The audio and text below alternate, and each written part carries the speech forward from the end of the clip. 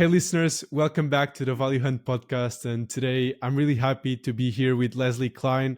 He's the CEO of CMI.V. And this is a very interesting one. So I'm very happy to discuss this name today. And yeah, Leslie, why don't you say a couple of words before I jump into the questions? Okay. Do you want me to talk about CCOM itself, or what would you like to hear? Yeah, maybe just a brief introduction of what you guys do. For just for the people that might not know you already, right? So CCOM is a Canadian publicly traded company that I started 28 years ago, and we are listed on the Toronto Venture Exchange under a symbol CMI, and also under the OTCQB in New York on that exchange. The company has been publicly traded for about 25 years, and it has been in the business of delivering high speed internet into vehicles and essentially communication on the pause for the last 28 years. The company has about 11,000 installed sites of our products, and it operates in 106 countries roughly. And the method of our sales is through distributors or integrators, of which are about 600. The company is relatively small, 33 people. We are also have an office at the University of Waterloo campus, where we have developed for the last 6 to 7 years a new electronically steered antenna system. And there is a number of PhDs and postdoc students who used to be students and now are employees of CCOM that are developing this technology. So in that sense, this is a background on the company. The technology essentially is a satellite communication technology that allows a person with a just through a press of a button connect to a satellite. So you don't have to know anything about a satellite connectivity, and it's essentially used in areas where there's no connectivity available or very limited connectivity available, and delivers high speed broadband from geostationary satellites. Mm, cool. Yeah, in preparation for this interview, I actually delved deeper into Starlink and Project Kuiper and all that. And it's such a fascinating industry. And yeah, but now jumping into the questions, the first one I have for you is CCOM has been a pioneer in mobile VSAT solutions since 1997. How do you see the market evolving in the next 5 years, and what role will CCOM play in in that transformation? As you know, the market with the introduction of Starlink has dramatically shifted in the satellite communication business. Starlink is a low Earth orbit constellation. Most of the previous satellites that were delivering similar connectivity to Starlink were geostationary constellations. So the difference is that the LEO low Earth orbit constellations have satellites that are lower cost, and they fly in a much lower area towards the Earth than geostationary satellites.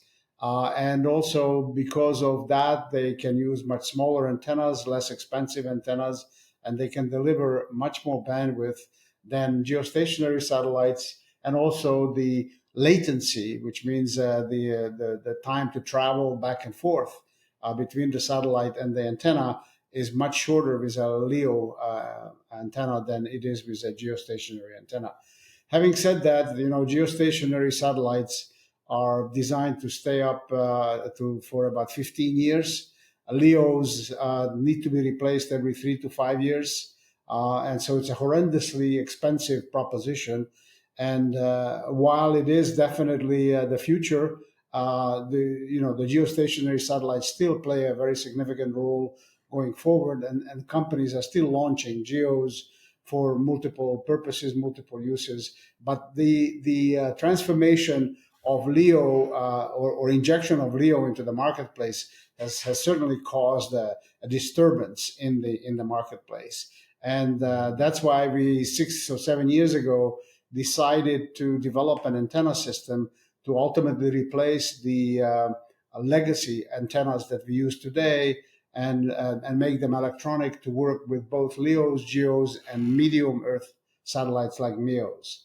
So we intend to stay in the game, and we intend to play a significant role using our antennas, which will work what we call a multi orbit environment. So they will work on GEOs, LEOs, MEOs, and they will be able to connect to any of these satellites and deliver high speed broadband, not only on the ground but also in the air and in the maritime environments as well. Mm, that's very interesting. And so this is not in the questions from the audience, but I'm just curious to know on what stage of development are you of that new product? Because I know that has been like basically where most of your efforts have been invested in, right? So That's yeah, correct. just curious to know that. So our efforts are starting to generate fruit because we are now to started testing and finishing testing next month over Telesat's Leo, the new Telesat Leo that has a number of called Lightspeed that has a number of satellites, experimental satellites, and we also have tested on Telesat Geo. So we will have finished testing on those two services next month, and we will test on a multiple other services using Hughes, for example, geostationary satellites, and using other MEO, O3Bs, hopefully a MEO satellite test. And anybody who else will want to test our antenna will be happy to test it because it should be finished as a product and in production perhaps towards the end of this year. Mm, got it. Got it. So, despite this long history, CCOM remains a microcap. Why hasn't the company scaled beyond this level, and what needs to change to break into a higher market cap range? I guess like the new product is part of the answer, but yeah, feel free to answer however you want. Yeah, the company was always a niche player. You know, over the 20 some 8 years, the market for the type of products that we manufacture is not very large. You know, it's we probably captured as much of the market potential of that market worldwide as there is out there. And we are starting to look at the military, for example. That was a market that we did not go after because of the extensive requirements to modify the existing products that we make, but we will be considering the military as a potential new market. But answering your questions, we never wanted to acquire anybody. We would hope Mm, that somebody ultimately will acquire CCOM for its technology, but we did not want to water down our efforts by acquiring somebody and growing the company that way. And we were quite profitable. We are still quite profitable doing what we do. So for us to become a larger company would have probably had some disadvantages over the way we are, the remaining the way we are. We have very large or very significant profit margins on the company. The company has been paid out about $25 million in dividends to shareholders over 10 years. And it still has about $23 million of working capital, and it's profitable and it has no debt. So, all of those could not have been accomplished if we would have tried to either acquire somebody or move into a different sector of the market, and we just focused on what we do best, and it seems to have worked for us as mm. a company, successful company, profitable with no debt. Right, right. So when you mentioned those 20 odd million of working capital, I think you might want to explain that a bit better because I think there is some interesting part on the inventory side of things. Usually, when investors think, okay, like huge working capital, it means like free cash flow will be lower or something like that. So yeah, maybe could jump a bit on that. Yeah, so the working capital consists of about $17 million of cash and about $6 million, close to $7 million of inventory. Now, the inventory is an interesting question because we ship very rapidly products. For example, when the Japanese tsunami hit Japan in 2012 or 13 or wherever it happened, we had 400 antennas available to ship, And so we were Mhm. able to deliver a large quantity of antennas because we had them in inventory. If we wouldn't have Right. had them in inventory, that opportunity would have never materialized. So it's a chicken and an egg situation. Either you have product that you can ship rapidly, and because you have cash, you can sit on it in an inventory, or Mhm. you don't have product, and then you can tell your customers it will take you 3 to 4 months to build the product. That's Yeah. one disadvantage. The other one is that it is much more economically feasible to build 100 antennas at a time than to build 3 or 4 when you need Right. to sell them.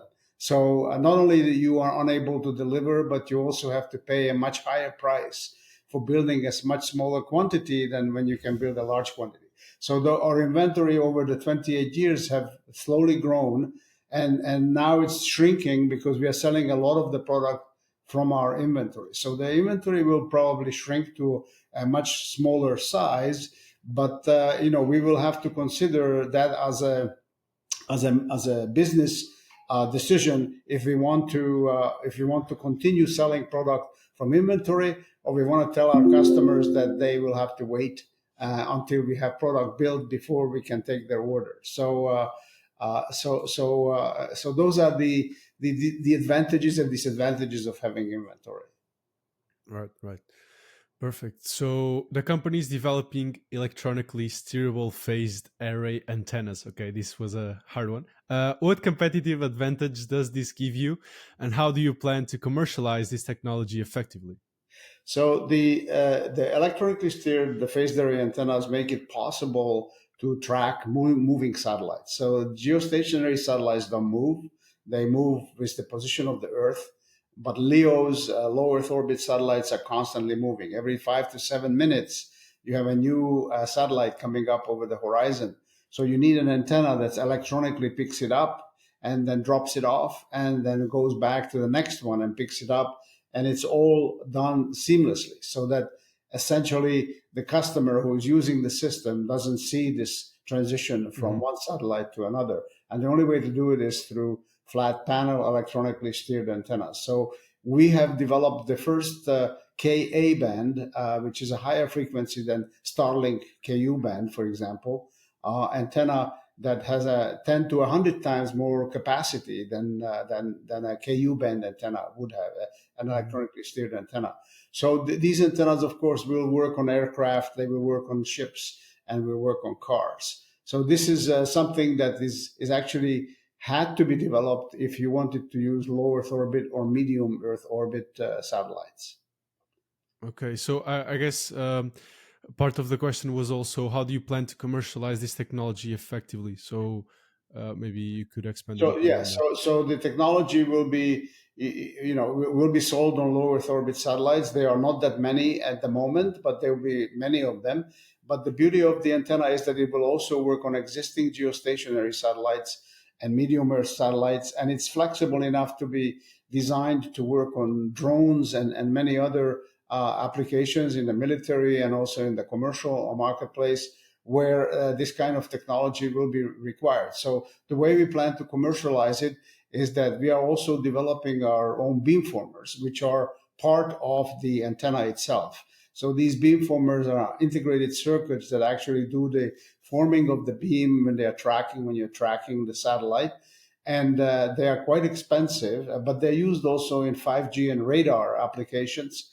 And we believe that that additional technology combined with our electronically steered antenna will give us a completely new market using our own existing reseller network.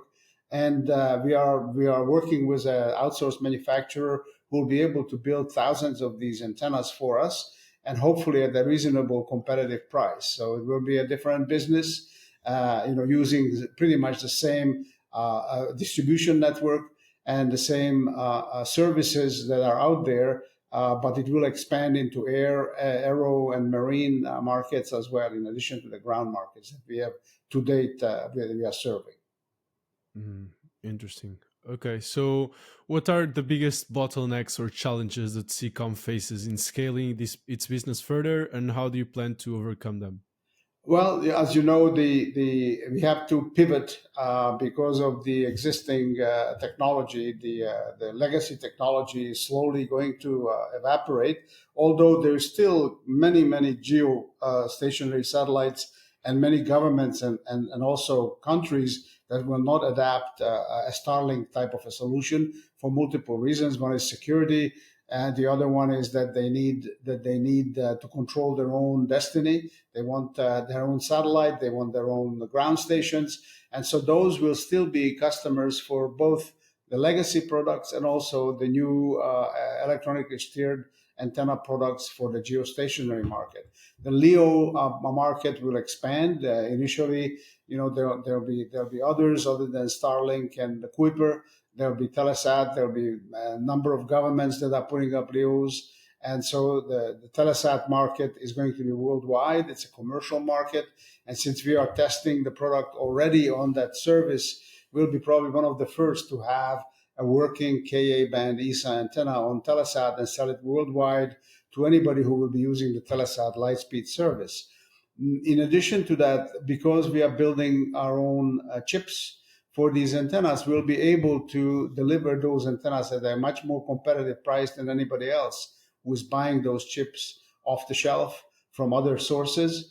And these chips should be significantly less expensive. They will use less power and also could be used for 5G and radar applications. So there will be another business opportunity for us to go after that. At the moment we have no we are not in that business at the Mhm. present. So that's what the plan is, to expand the business in this fashion, building new technology, both the chipsets and the antennas, and go after a number of new markets, including the military, that will be a customer that is presently not a customer of ours.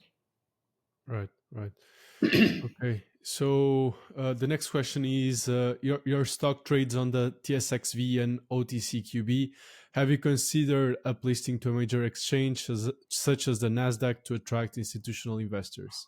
We have looked at the opportunity, but I think the company, being as small as it is, would probably be kind of lost in a larger exchange. Even in a smaller exchange, we are, as you can see, the market, the stock is not trading very much, mainly because it's illiquid. For one reason, I own about 40% of the shares, and I've never sold any shares of the company. So the number of shares in the company are relatively small, and they tend to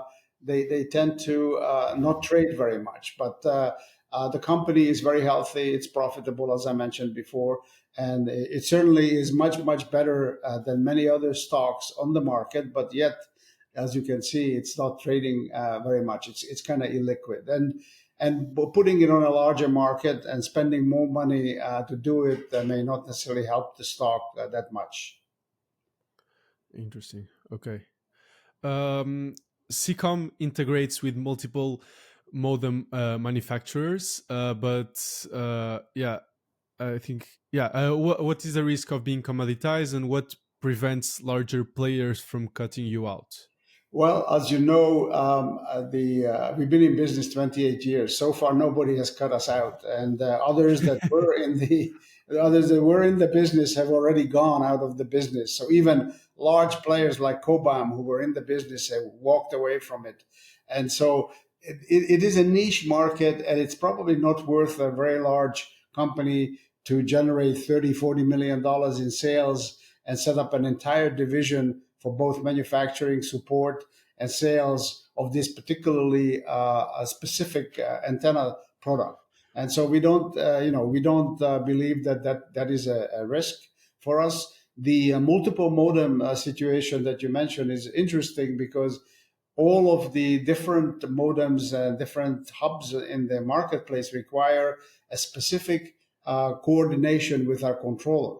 And so, in order for us to have a plug and play opportunity, we have to convert all of these modems that are on the market to work with our controller. And we have been very successful in doing that. And that's why our product works all over the world with almost any satellites anywhere, because we made sure that it works seamlessly with a modem that they are supplying. So if you have a specific modem off the shelf that is not particularly designed for a mass market, we can convert that modem within 2 weeks to work with our controller. So that's one of the strengths of the company as products, that it's a plug and play product with just about any situation, any satellite connectivity, any modem out in the field, and we can do it very rapidly. So that is a plus, to have that kind of an ability to make the controller that we manufacture plug and play, a single button solution that finds the satellite within seconds. So that is a huge advantage. Mm. Got it, got it. And maybe you could dive a bit deeper on how you convert those modem manufacturers, because I guess it's kind of the secret sauce, right? Because your product is plug and play. Yeah, it is. The way we do it is that it's obviously in the best interest of the modem manufacturers to have their modem work with as many on the pause type of communication systems as possible. So it's not a problem for us to request from a modem manufacturer a modem that they send us. And within 2 weeks, within 2 weeks, we are able to connect to that modem with our controller, test it, make sure that a customer is able to configure it with the modem that he wants to use, and then the system goes back to the customer, and he uses his existing modem just as he would use a typical modem, with a satellite modem with a stationary VSAT system that he would be using. So our controller then communicates with the modem, and essentially does what the modem requests it to do, and finding the satellite, pointing to the satellite. All of that is happening with a modem. So our controller handles all the information from the modem, provides feedback to the antenna, and moves the antenna into the location that the modem commands it to go to. So it is the secret sauce, and it has been very, very successful. And most of the customers around the world who are using any type of geostationary satellite are able to connect to it regardless of the modem that they're using. So, we had a lot of systems in China, a lot of systems in Russia. We can no longer sell to Russia, but they had their own modems. They had their, commercial modems, but they also had their own Russian-made modems. Again, those were we could make it compatible with our antenna controller. Mm. Okay, got it. Since you lightly touched on geopolitical type topics, I'm curious to know what's the impact of tariffs on your business, since this is such a hot topic and everyone wants to know about it and all that. Yeah, so far we have not seen much of an issue, other than just last week. Actually, we export quite a bit, not that much, maybe 10-15% of our product goes to the United States. Most of it, 85-90% of it, goes to the rest of the world.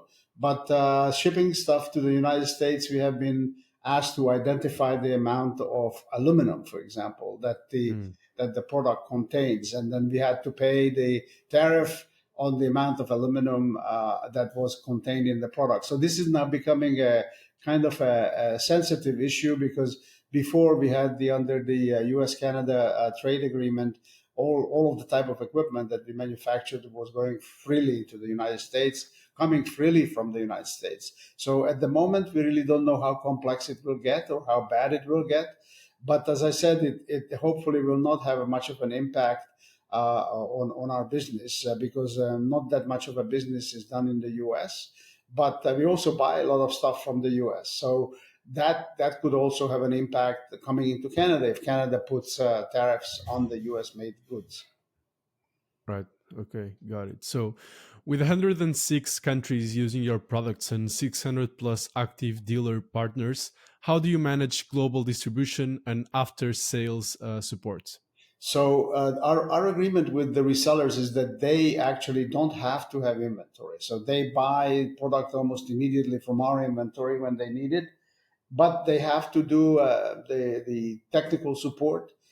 They own the customer. We never sell Mm. product to others than the resellers. So we don't compete Mm. with the resellers. So the Yeah. resellers in any parts of the world are free to set their price, set their policies with the product. and we have a reseller agreement with them. But beyond that, we let them operate their own business. They quite often provide satellite connectivity to the customer, and this technology that we manufacture is an add-on technology to what they already are selling to the customer. And they sell modems, they sell airtime, they provide warranties. And so our product is just one of the many products that they carry. And we also insist that they do the warranties with the customers, so that the customer calls them, because we don't quite often Mhm. know who even the customer is. The customer Right. calls them for technical support, and we provide the second level technical support. I have to mention also that the products are extremely reliable. We have products in the field that have been operating for 15 years, and they're still out there working. So and the repair time to repair some of these products is very, very short. The parts are inexpensive, and many of the resellers stock some parts that are essential for especially large order customers that have 100, 120 systems.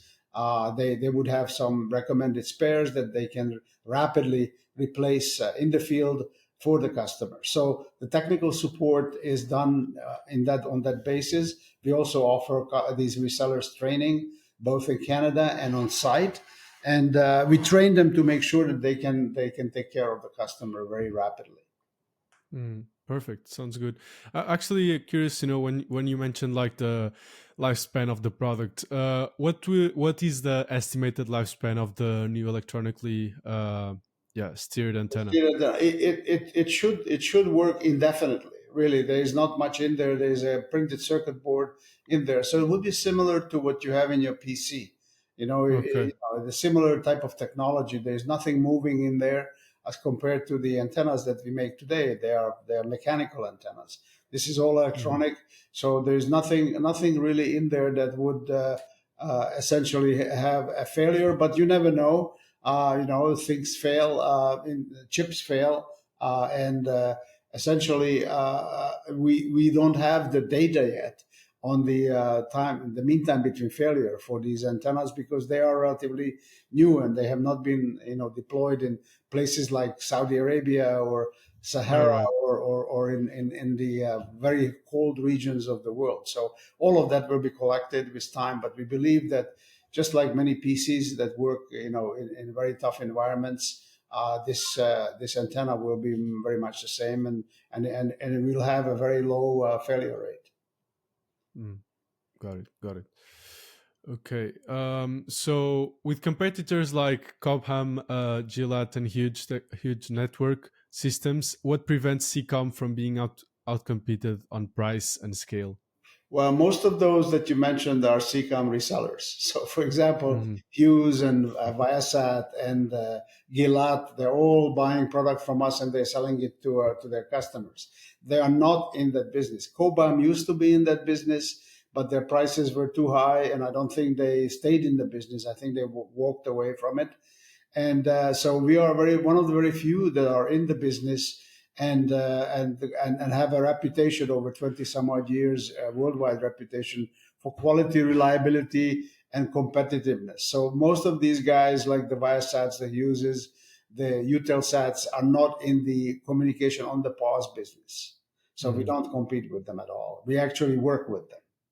Right. So who are your direct competitors? And because it looks like you're, yeah, in a pretty niche It's a pretty niche market. market. There is really only a handful of competitors, but they tend to stick to.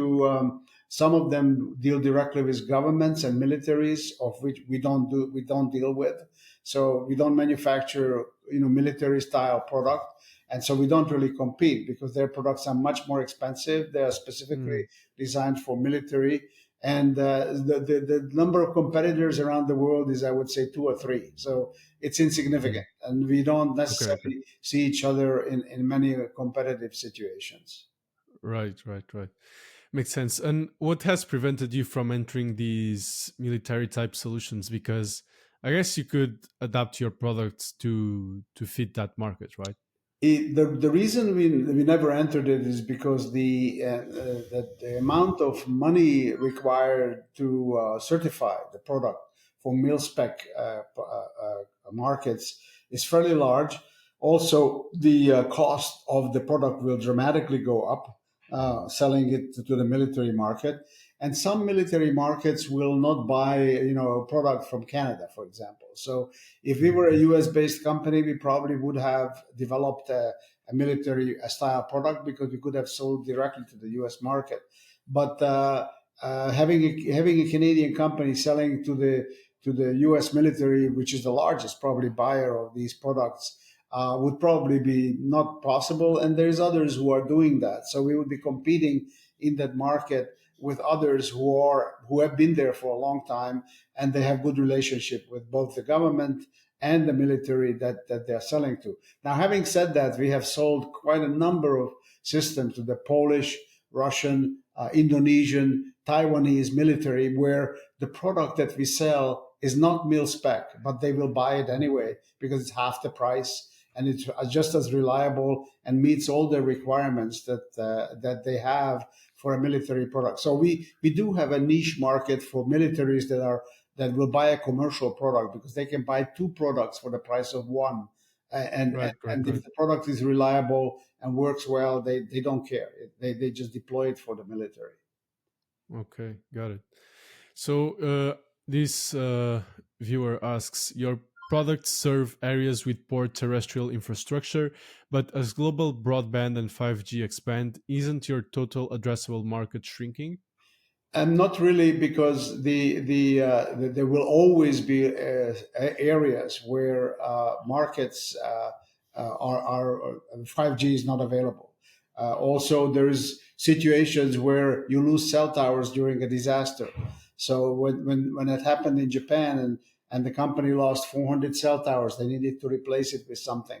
So yes, the Mhm. market will ultimately be shrinking because 5G is spreading into a lot of areas, but there will always be opportunities for us to be in disaster management and the specialized places where 5G will not be there.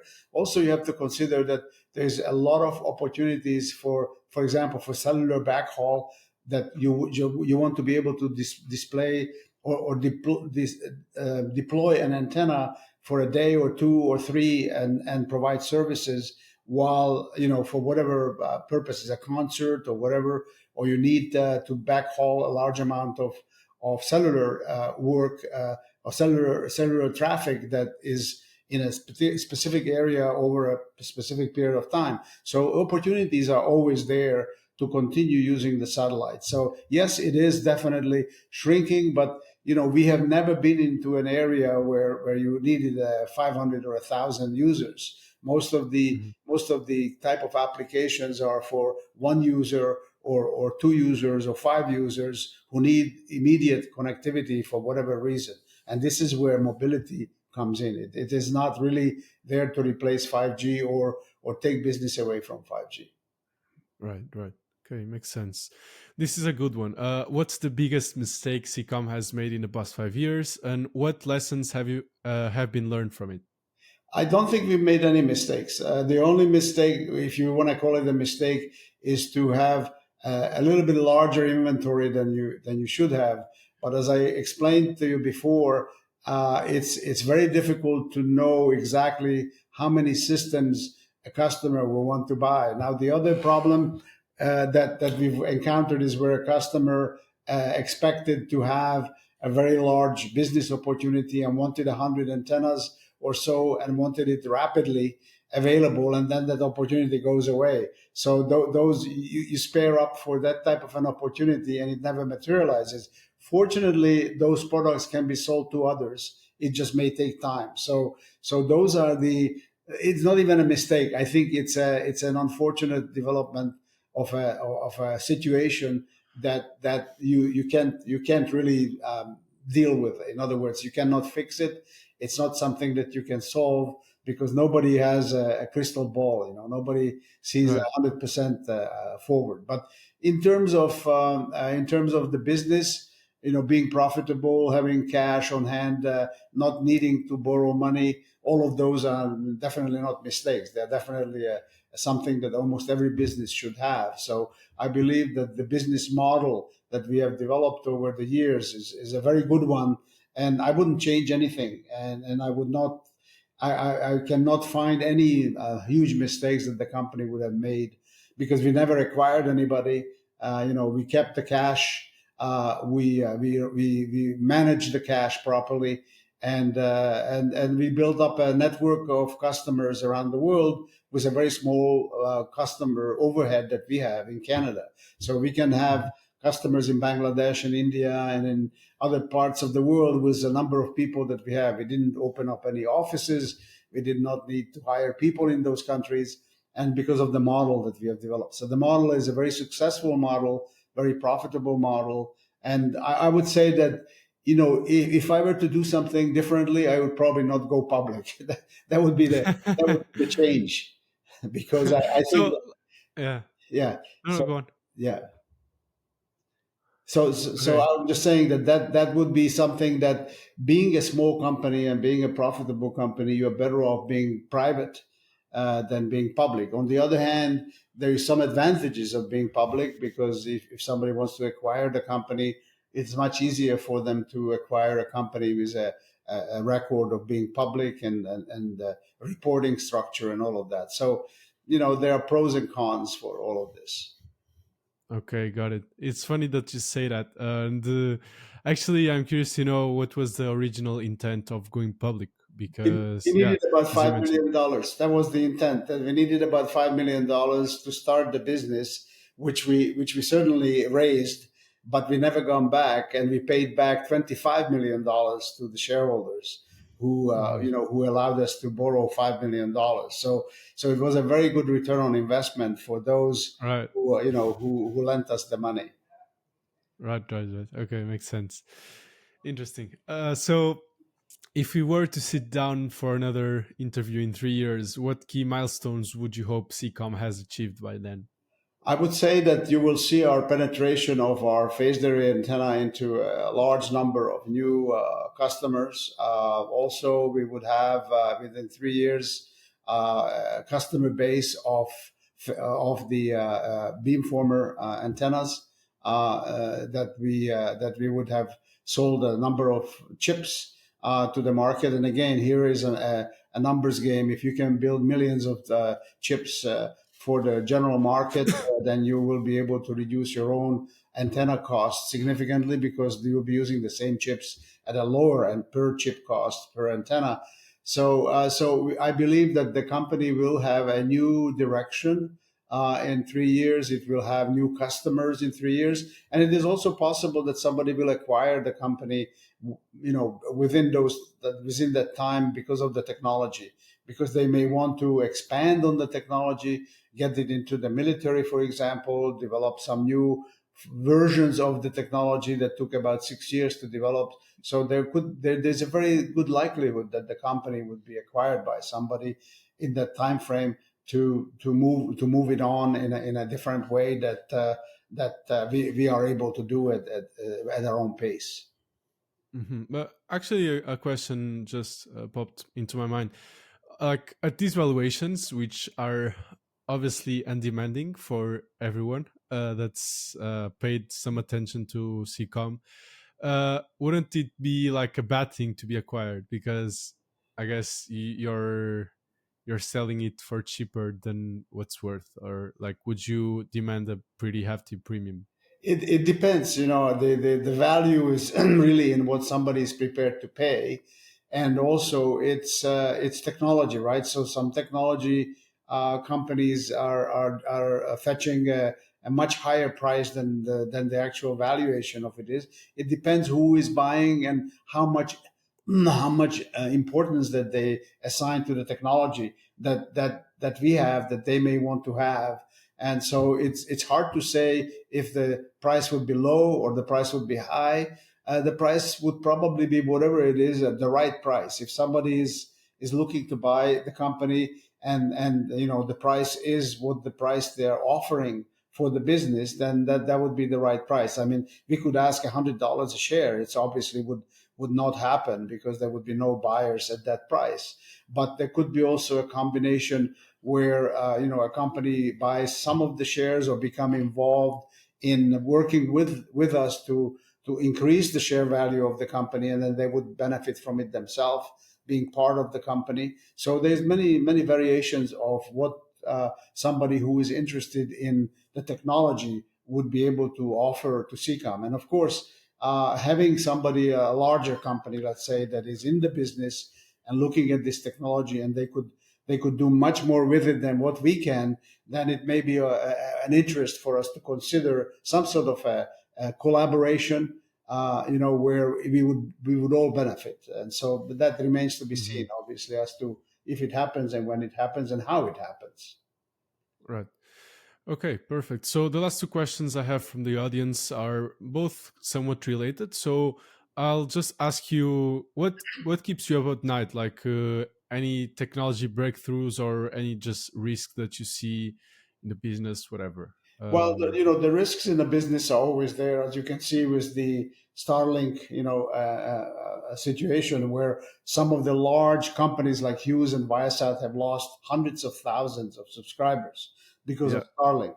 So the risk is always there in business. The trick is to be able to weather the risk. In other words, to be able to have money, to have technology, and to have a direction that will overcome the risk, right? So you will you will if you have the ability to withstand these dramatic switches in the marketplace and adapt to it, or pivot to new opportunities, then you will survive. If you are not able to do it, you don't have enough money and you don't have enough R&D going on to change this, then you may not survive. But Mhm. these type of dramatic changes in the industry are happening, and it's affecting the large players also, not only small companies Right. like ours. But we certainly are in a very good position to weather it and continue and develop new products that will fit the marketplace and not affect us, to catastrophically. Mm, got it.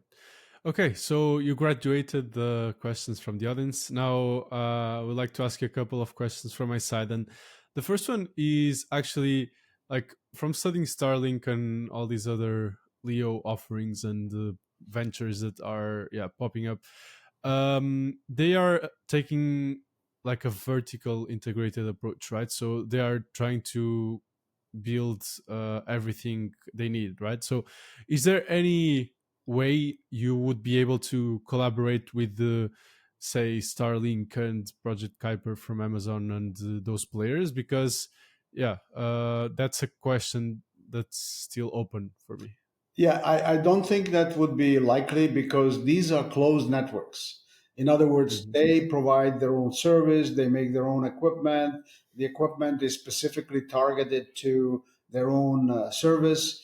And so everything is vertically integrated. It is probably not possible to work with them unless they see something in our technology that they would want to adapt. But that is Right. also very unlikely. So but there will be other Leos, like Telesat's Leo, for example, is open. Hmm. In other words, if you have a product and it's certified, you will be able to use it on their service. So if we Right. develop, for example, a KU band solution for OneWeb, that you could also deploy on OneWeb, an antenna that would allow it to work on OneWeb, then that again it's an open network. So any of the Mhm. closed networks, probably unlikely, but there's going to be lots of open networks, similar to what the geo market has been until Mhm. Starlink and Kuiper, where the Viasats, the Eutelsats, the Hugheses all allowed us to work with them and provide Mhm. solutions to their customers with products that they were not able to deliver. So that would be the same with the electronically steered antenna, but the closed networks like Starlink and Kuiper, probably not. Mm. Okay, got it. So let's say in 10 years, 15 years time, this turns out like Leo turns out to be a oligopoly type industry and all these players are closed end networks. So in that case, you wouldn't benefit much from that tailwind, right? So you could only service the other like geos and meos and all that, right? No, there will be private Leos. There will be like Telesat is going to Oh, be okay. open Leo. So there'll be all open Leos. there'll be LEOs by many governments who are putting them up for their Okay, own okay. use. So they'll be similar to GEOs. The governments and there some countries will develop their own. Just like almost every country now has a geostationary satellite, they'll probably have a LEO satellite as well, which Right. will require antennas. So no, I don't believe that that market is becoming, is going to be a one-dimensional opportunity. The other problem that I see or foresee is collisions. Okay, all Right. these LEO satellites will ultimately, it's only a matter of time. It's not when and not if, it's when. You may have massive collisions where some of these constellations will destroy themselves. So, Yeah. so you will Yeah. need to have somebody who will step in there and pick up the pieces. So if you have a product that works on multiple satellites and it's not necessarily part of a loop satellite, then there could be opportunities for us even in that area. But it's too early to tell what the market will look like and how it will evolve. But we will be part of it. There's no question about it. Yeah, I was just talking like 1 hour before with my dad about this, and we were like saying like, yeah, like these satellites will inevitably crash, like because it's such a dense, yeah, network. So yeah, interesting and just something to keep an eye on. Yeah, And yeah, they're planning to have 100,000 satellites up there, and one yeah, satellite colliding with another could take out 10,000 of them. So because of those debris that will fly from a collision yeah, would destroy many many other satellites, and it would be cumulative. The more satellites are destroyed, the more collisions will happen. So it's a very dicey position to be in that particular orbit. There's way too many satellites in that orbit, even though they are, it seems to be a very large space. But one collision could cause huge damage to the network. yeah. And then like let's say a country wants to put up there some satellites, like that's not anyone's territory, right? So anyone can kind of send satellites there, Exactly. and if If they they if are- they're not if they're not communicating in some way, it's just inevitable. So maybe we'll see some international organization regulating that or Well, anything. no, it's being Mhm. regulated now. I mean, you have to be. There's other issues. There's interference issues. So if you have a Mm, low orbit satellite cutting into the geostationary satellite's communication area, that also has to be taken into account. So you can't just throw sub satellites without some sort of a regulation. There is an international organization that manages it, but every country has the right to deploy, satellites. They just have to deploy them in a certain way in a certain area and adhere to certain rules and conditions. But that does not mean that these satellites could not collide. I mean, yeah, they try to control. I think there has been over 500 potential collisions in the last couple of months that were yeah. managed, to avoid the collisions. But the more of these satellites are going to be there, the greater the likelihood of a collision. It's just And inevitable. then yeah, yeah, it becomes also a maths and physics problem, right? Because Exactly, you exactly. can never And predict. probability and a probability problem, right? Yeah, exactly, exactly. Yeah, I guess scientists and physicists will be busy in the next few years. Yes, absolutely. Interesting. Okay, so my next question is: where do you see yourself in 10 years' time? Well, that's a very long period of question. I hope I am still going to be involved in some sort of a venture, and I hope the company is still around in 10 years' time, and we'll have multiple different products developed for the market that requires it. But that is a very very tough question to answer. Where Mm, one would be in 10 years' time, one never knows. 28 years ago, I didn't know that we will be here still 28 years later. yeah, So it's yeah, difficult to predict what one will do in 10 years' time. got it, got it. Yeah, I have two questions which are similar, so I'll just pair them into one. I want to know, how does it feel to be a public company CEO, and at the same time, what motivates you to keep doing this, right? Because I feel like you don't necessarily need to do what you do, right? So That's correct. You're right about that. Being a publicly traded company is actually a quite complicated task. And I would say that over the last 10 years, it becomes more and more complicated, mhm. unnecessarily so. And the cost of it is also have gone up dramatically. You have lawyers, accountants, you have the Yeah, exchange, and one should only go public if one needs a constant amount of money to be raised and has the opportunity to use the markets to do that. Being a small company and being public was okay 28 years ago, but today I don't think it really makes sense. A lot of companies now are going the other way. They are delisting. They're delisting yeah. from the exchange because That was my next question. Like, why don't you take we, it private? we tried to do that a number of years ago to go private, sorry. But the stock started moving up in the, running. And so it became more and more expensive. And so Mm, we could go public, we could go private with somebody else who would want to come in and take us off the market. And that would definitely be an option. That would be something that we would consider. mm, got it. And why don't you? I'm not 100% sure if you're doing this already, but why don't you push on buybacks more aggressively? I mean, it's already illiquid, but We did that too. It didn't do much. In other words, okay. it did not justify the spending of the money to raise the share price, because the share price came right back to where it was before, and we spent maybe $1 million to do it. So I'd rather keep the money for R&D and let the market do its own Do thing its thing. than Yeah. to do that. So we tried that too. We actually did that. We did that. Okay. Okay.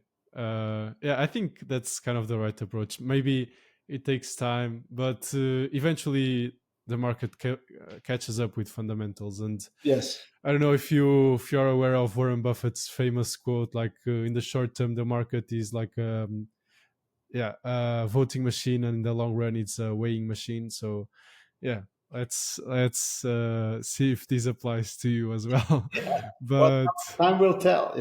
The strange yeah. thing about the whole thing is that when we went public, the stock was $1. We had nothing. And then went to $4 or whatever it was. Today we have technology, we have customers, we have sales, we have cash, and the stock is still about $1, 15 dollars. So how does that make sense? Yeah, yeah, yeah. It's a, It's I crazy. think it's an institutionalized lottery. That's what the stock market is. It's a lottery, not a lottery, a gambling. It's an institutionalized gambling. It's essentially the government approved gambling where there's no it's hit and miss. And in our case, it looks like the stock market has not done a hell of a lot for the company. Okay. Yeah. But let's hope In- it changes. Let's hope yeah, yeah, yeah. if there is an opportunity, a buyout or a technology change where somebody will appreciate the technology that we are developing, and the stock is cheap. So I would recommend that anybody who sees the company as a valuable asset buy the shares because they are inexpensive. Hmm. Okay. So yeah, my next question is, what do you enjoy doing outside of work? I go to the gym 5 times a week. I lift weights, keep myself in very good physical condition, and I travel a lot because we have 106 countries to visit very periodically to see our resellers. So those are the things that I do. But the traveling is part of the company business. The workouts are keeping myself in condition to continue running the business. So it's all good together. It's very important to stay Got it. on top of things and keep your mind active, and make sure that you're doing things that are beneficial to the company and beneficial to yourself. Yeah, I guess it's kind of a flywheel, right? So Yeah, just also interested in knowing who are your role models and why is that? Why are they your role models? Well, Warren Buffett would be one role model, that he's 90 some years old still working. So I hope that I can do the same thing.